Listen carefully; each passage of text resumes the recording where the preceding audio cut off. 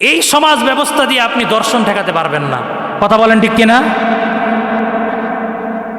এই দর্শন যদি আপনি ঠেকাতে চান, দর্শন তো এখন মহামারী আকার ধারণ করেছে। কথা বলেন ঠিক কিনা? আগের যুগে দর্শিত হতো প্রাপ্তবয়স্ক মহিলারা, অত্যন্ত দুঃখজনক এখন বেশিরভাগ দর্শিত হয় একেবারে মাসুম নিষ্পাপ ছোট বাচ্চারা। কি বলেন ভাই, ভুল বললাম না সঠিক বললাম? এই দর্শন যদি ঠেকাতে চান, আল্লাহর কোরআনের এই বিধান বাস্তবায়ন ছাড়া এই জমিনে দর্শন ঠেকানো সম্ভব হবে না। যদি আপনি বলেন যে এটা মধ্যযুগীয়, যদি আপনি বলেন যে দর্শন প্রকাশ্যে মৃত্যুদণ্ড দেওয়া এটা বর্বরতা, এটা মধ্যযুগীয়, তাহলে এটা ইসলামকে আপনি কটাক্ষ করলেন। ইসলামের বিধান হলো বিবাহিত নারী পুরুষ যদি হয়, আর যদি জিনা ব্যভিচার দর্শনের সাথে যদি তার সম্পৃক্ততা থাকে, এটা যদি প্রমাণিত হয়, পুরুষকে পাথর মেরে হত্যা করা হবে, নারীকেও পাথর মেরে হত্যা করা হবে। কথা বলেন ঠিক কিনা? এই বিধান যতদিন বাস্তবায়িত না হবে, প্রকাশ্য মৃত্যুদণ্ড যতদিন কায়েম না হবে, ততদিন পর্যন্ত এই সমাজ থেকে দর্শন ঠেকানো সম্ভব হবে না। সম্ভব হচ্ছে না তো।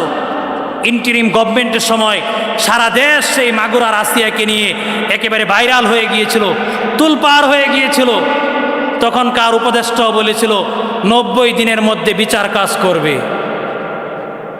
কয় 90 দিন চলে গেল, রায় হয়েছে, এখনো তো ফাঁসি কার্যকর হয় নাই। 11-12 বছর হয়ে গেছে দর্শনের সাজাপ্রাপ্ত আসামি প্রমাণিত হওয়ার পরেও এই গণতন্ত্র নামক কুফরি শাসন ব্যবস্থা তাদেরকে ফাঁসির কাস্টে ঝুলাইতে পারে নাই। এই জন্য এই সমাজে দর্শন বন্ধ হয় না। আর ইসলামের বিধান যদি আপনি কায়েম করেন, সাক্ষীর ভিত্তিতে যদি আপনি কল্লা উড়াইয়া দেন, প্রকাশ্য মৃত্যুদণ্ড যদি আপনি বাস্তবায়ন করেন, মহিলাকে যদি আপনি পাথর মেরে যদি আপনি হত্যা করেন, কমপক্ষে এই দর্শন 1-2% নেমে আসবে। কথা বলেন ঠিক কিনা? একেবারে বন্ধ হবে না। কারণ কিছু মানুষের চরিত্রই থাকে পশুর চরিত্র, এদের চরিত্র ভালো হবে না। কিন্তু ইসলামের বিধান যদি আপনি কায়েম করেন, তাহলে এই দর্শন একেবারেই কমিয়ে আনা সম্ভব। এছাড়া সমাজতন্ত্র, গণতন্ত্র, মানব রচিত কুফরি মতবাদ দিয়ে আল্লাহর জমিনে দর্শন ঠেকানো সম্ভব হবে না। প্রিয় ভাইরা আমার, কোরবানি আসলে এক শ্রেণীর বুদ্ধিজীবীদের আদর উতলিয়ে ওঠে। তারা বলে, একদিনে এত পশু কোরবানি করা লাগে কেন?